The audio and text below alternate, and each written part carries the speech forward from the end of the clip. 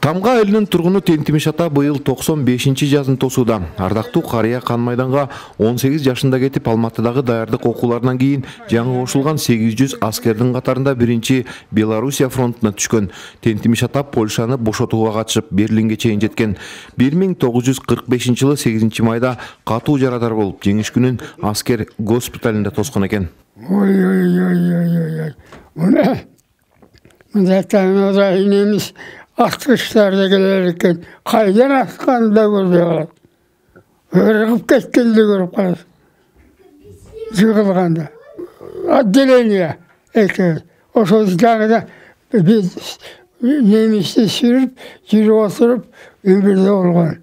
Benim yanımda uşundayız.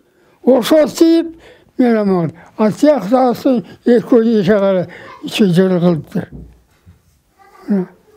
Bana soğuşkanda yaman Kuday görgüzü. Тентимиш ата 6 ай дегенде госпиталдан айыгып чыгып кызматын уланткан. Советтик жоокерлердин катарында 1950-жылдарга чейин кызмат өтөп, мекенге келгенден кийин ветеринардык адис менен Жумгал районунда, кийин Жети-көз районунда ак эмгегин өтөгөн. Тамга айлели аксакалдын учурундагы эмгегин баалап, айылдагы бир көчөгө атын ыйгарды. Биз да ошо Тент атабыздын барына Кудайга шүгүр, карысы бар, нырысы бар дегендей.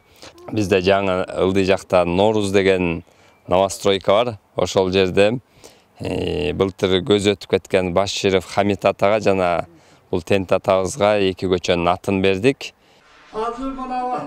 Кандуу согуштун катышуучусунун бири ардагер Кенжебай ата быйыл 99 жашта. Кенжебай ата майданга 1942-жылы 4-мартта аттанган. Алгач Новосибирскидеги Молта станциясында аскердик даярдыктан өтүп, Забайкальск аскердик округунун 275-дивизиясынын 484-аткычтар полкунда кызмат өтөгөн. Ал жерде ардагер жеңиш күнүнө чейин болуп, кийин Кытай-Япон согушуна дагы катышып кайткан. Андан кийин кайра Новосибирскке келип, чек ара кызматында жүрүп, ата мекенине 1949 жылы 12 январда кайтып келген. Такта аталар атанын эсинде ушул күнгө чейин сакталыптыр. Ең оғыз болған жаңағы Японияға баратта Хингандебе. Ушул өте оғыз болды да дегете. Егері баспағанда 50-60 километр басабыз.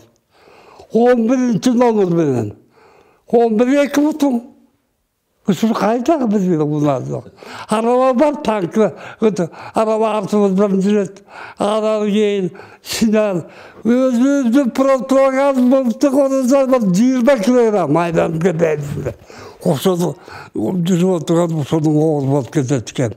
Кенжебай ата мекенине кайтып келгенден кийин бир нече жыл салык кызматында, кийин колхоздун ар кайсы тармактарында эмгектенди. 8 баланы тарбиялап өстүрүп эрежеге жеткирди. Азыр Кенжебай ата 30 небере, 40 чөбөрө, 2 кыбыранын сүйүктүү чоң атасы. Радиону көп угуп, убагында көп окугандыктан Кенжебай ата айрым учурда дүйнөлүк лидерлердин эмгектерин көп айтат. Маасбидин деген ошол 16 жашында Кытайды башкарган экен Маасбидин. Маңсығанда айланып кетейін, ошол Маасбидинде болуп, бегірек тұрыс керек та. Илгерки балаларын айткандай, темирдей тартып керек болуп турат. Эң өкүнүчтүүсү ардагер 2 көзүнөн тең көрүү мүмкүнчүлүгүнөн ажыраган. Ошентсе дагы эртелик кеч балдарына жакшы сөз насаатын айтып турат. Жыл өткөн сайын ардагерлерибиздин саны кыскарып барууда. Быйыл улуу ата мекендик согушка катышкан аталарыбыздын 11 гана арабызда. Ар бир ардагерлерибиздин дүйнө салышы менен бүтүндөй бир тагдыр, тарых жок болууда. Бул абдан өкүнүчтүү. Бирок жаштар ата бабанын эрдиктерин унутпай, алар салган чыйырды ишенимдүү улантып турушу керек. Эжил Мейсбек, Бакыт Шайымбетов, Фалато 24, Ысык Көлөө болсо.